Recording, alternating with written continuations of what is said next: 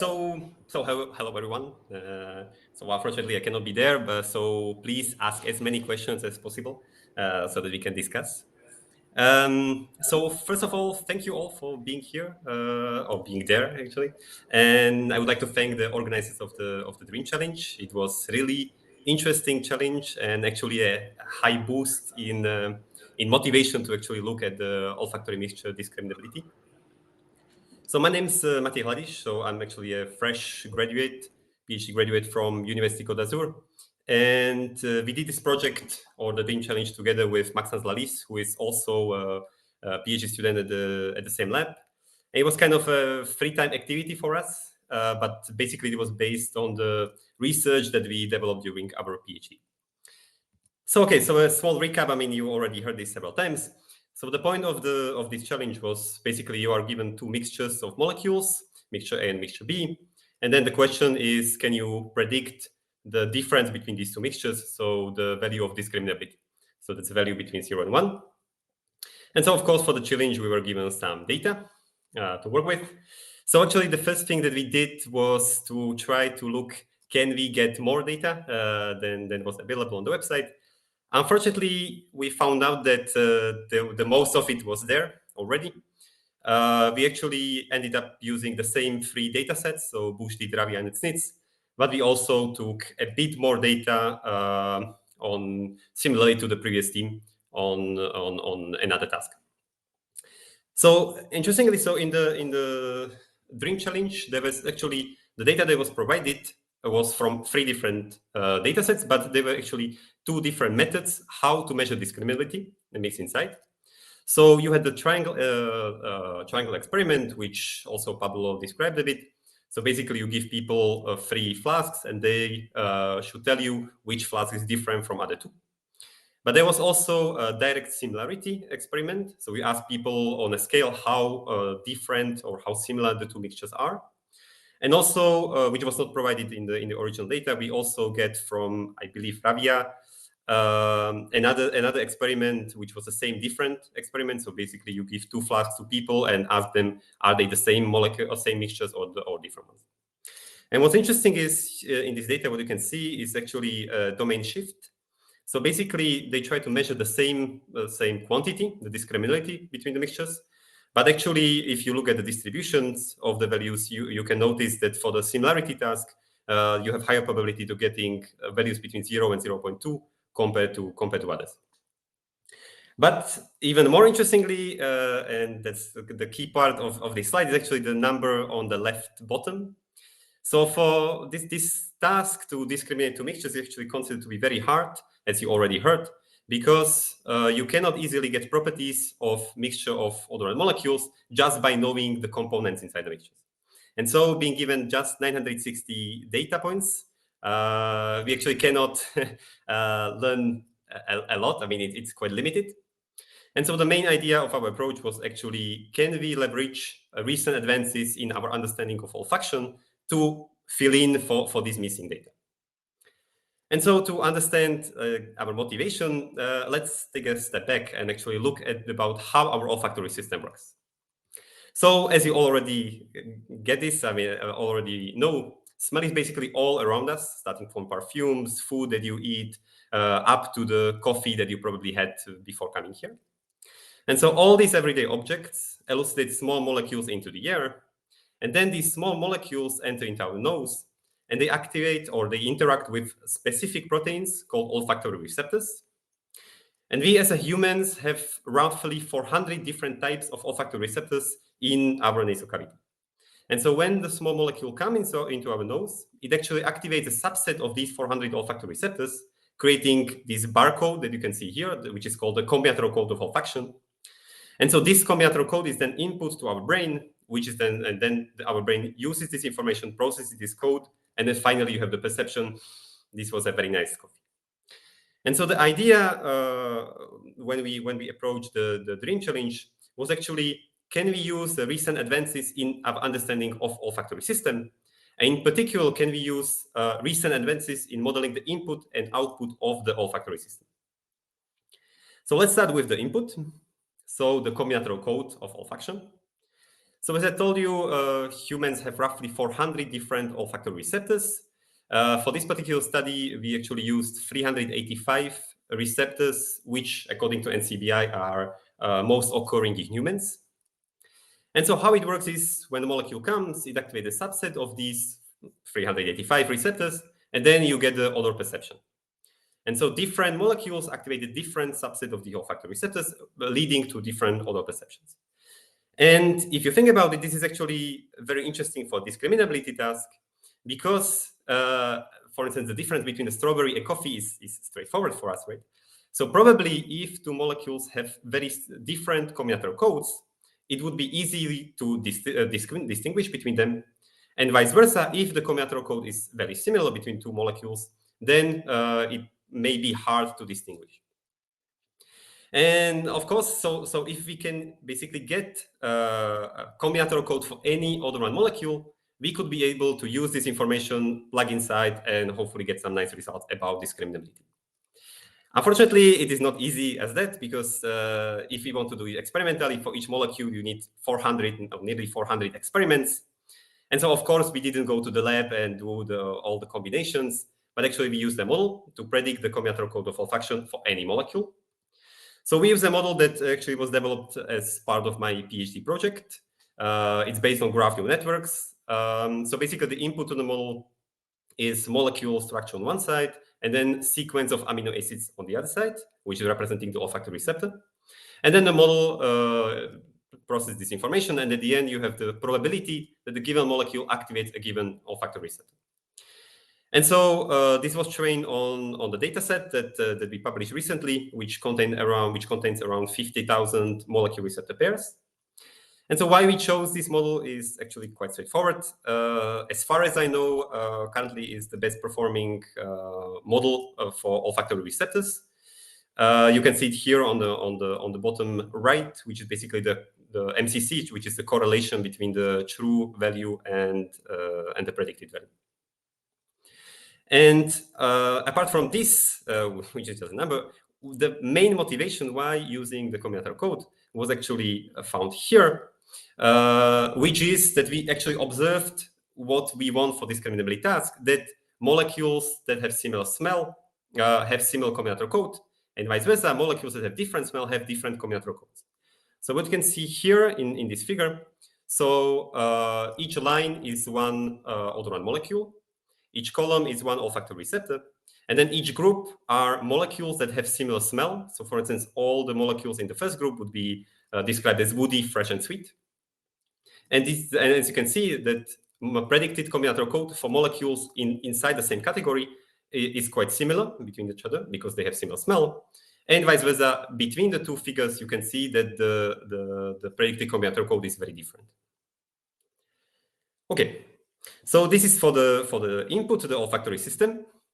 And then for the output of the olfactory system, I will not introduce this too much because you heard it already, I think, at least three times. So team of Google research several years ago developed a model that basically can predict the odor quality of molecules. So as an input to the model, you have a graph representation of a molecule, and then it outputs the odor descriptors. And as Joel nicely showed, you can actually extract these graph embeddings or molecule embeddings from this graph network. And then you get an embedding space where basically two molecules that are close in this embedding space have similar smell. So he also showed the same figure here on the right. So basically you can see that each dot is a molecule, and you can see that the molecules that are floral are actually grouped close to each other. Plus, as Joel said, you have the hierarchical structure. So basically something that smells lavender is in the floral category. So this is a very nice model and having properties that we expect from the olfactory model. So we also use the OpenPOM implementation of the model. So this is trained on Leffingwell and Goods & Company dataset with roughly 5,000 molecules. Okay, so we have the input and output to the olfactory system. So let's have a look on the approach itself. So as I said, you have as an input two mixtures, mixture A and B. So for each component inside the mixtures, the first thing that we do is we predict the combinatorial code for all the components. So in other words, we predict the interaction between a given molecule and all the 385 olfactory receptors. Then we concatenate to this the POM embedding, so the output of the olfactory system or the representation based on the odor quality. And we also actually use the domain information because of the domain shift that I showed you at the beginning of the presentation. So we just use the one-hot encoding as an additional input to the model, saying that it was a triangle test, it was one-way similarity or same different. And we also use a mixture size information, actually, to be more precise, a relative mixture size information. Okay, so we have as an input 2 sets of vectors, basically. Now the question is what to do with that. And so basically we use a Siamese neural network to process this information. And then we obtain a single vector embedding for each mixture. And so what precisely we do inside this Siamese neural network? So Siamese neural network is basically you have a 2 branch which are identical, which share weights. So I will describe just the first branch. So for a given mixture, the main problem of the mixture prediction task in general is actually the question of how to aggregate the information inside of each component inside the properties of the mixture. And so since this is a key point in modeling olfactory mixtures, what we decide to do is we used a learned aggregation function. So in particular, attention-based aggregation function to aggregate the information inside the components to get a one vector representation for the full mixture. So we use, as I said, attention aggregation, which is basically a weighted sum where each weight is dependent on the vector for a given component. And then when you get the aggregated embedding or representation of the mixture, then there is a very simple feed-forward neural network, which I call embedding network here, and then you get the embedding of the mixture. And so now we have this nice network. So we basically just train it on a similarity task. So what you can do now is basically you can measure distance between these 2 embeddings and then just compare this in mean squared error to the discriminability provided in the dataset. And so we trained this for 100 epochs, and we could basically finish here. But what we observed was quite useful was to actually use just a pre-trained Siamese neural network to get embeddings, and then put this inside the second model, which was the support vector regression, and then finally get the score between 0 and 1 of how different these 2 mixtures are. So that's basically that for the model. It's quite straightforward. So just to sum up the key points of the model, so we use the predicted combinatorial code and predicted odor embeddings to represent mixture components. So we use the learn attention-based aggregation function to have really expressive power of the network on the aggregation of the components inside the mixture representation. And finally, we also use the domain shift and mixture size information to get additional information to the model. And so the most interesting about this challenge is actually what we learned and the observation at the end. And so there could be a long discussion, so I will just put it in short in few points. So first, a very interesting point that we actually observed was we used combination of the combinatorial code and POM embedding or odor embedding. But actually, if you would use just the combinatorial code or just the POM embedding separately, you already would get quite nice predictive power according to the cross-validation. So the difference was, of course, the combination was better, but the difference was in something like correlation 0.02. Right? So it was not very huge difference. Additionally, the domain shift. So it's obviously observed in the distribution. So it had small positive effects. Without using it, we didn't lose too much performance. But generally speaking, I find it actually quite a good idea. We also did it in a very simplistic way.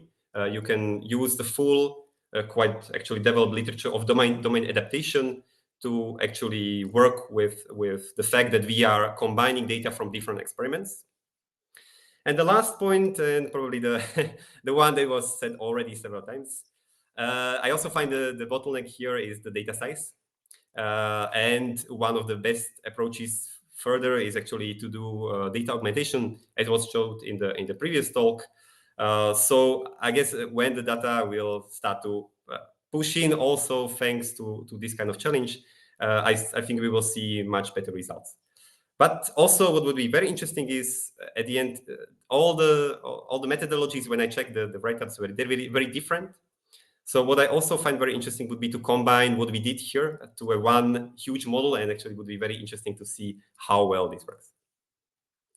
Okay, so I will finish just with a lot of thank you. So first of all, thank you to the organizers. It was, as I said, a huge boost in motivation. I think this will keep a kind of flow of people inside the olfaction field. I would also like to thank Maxence, who equally contributed to the development of the model, and basically it was our kind of free time activity project. But I would also like to thank Jeremy and Seb, who basically provided some computational resources of the lab. So we could use some servers to do calculations. So thank you very much. And if you have any questions, I'm more than happy to answer.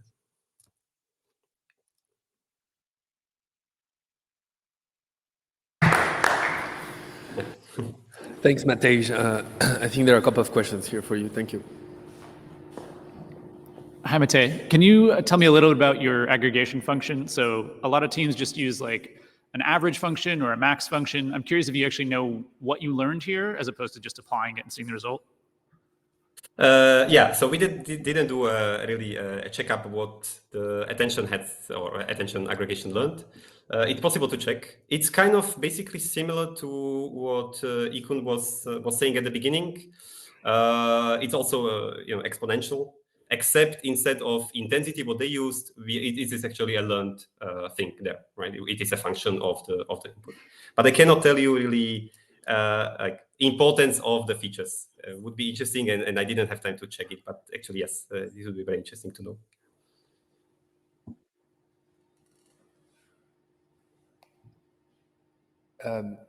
Thank you, Matej. One more question is, I mean, I found really interesting that basically using the activation or using the POM gives you sufficient result. I mean, almost the same results as combining them. So how do you interpret that? Because they're just so different, right? I mean, yeah, that's a very good question. I have a small note here. It's not so straightforward. Imagine if for vision, right? Is this as if you take all the photoreceptors activation of each of your cells, right, and then combine that, and that will make an image, and that's the same as just kind of having the pixels of the image or something like that. Yeah, so one important or interesting note to point here is actually using the combinatorial code to predict odor quality doesn't work that well. It's not easy.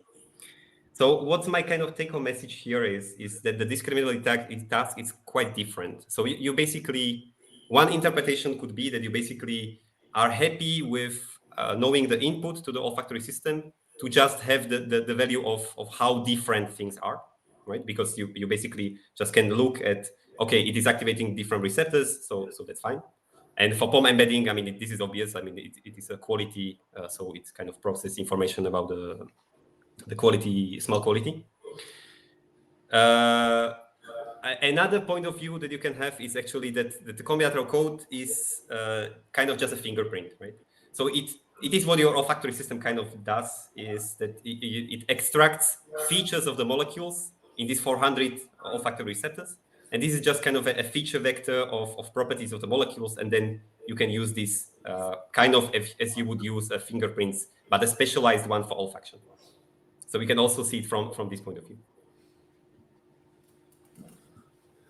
Yeah, I mean, I think you have convinced me that actually there's really useful data there. I mean, from I'm happy to hear that, actually. No, because you got into the point that, yeah, it's not easy to predict with that the properties, but I think this is the first time that you really show that you can predict a macroscopic property, based on the values of that. And that's, I think, a great result.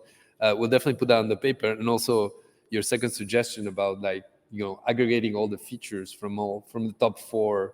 I think we already have a plan for the paper. So yeah, thanks for sharing. Yeah, this would be super interesting to aggregate. I mean, the data augmentation was in one team, this was in another one, so I would be super excited to see this.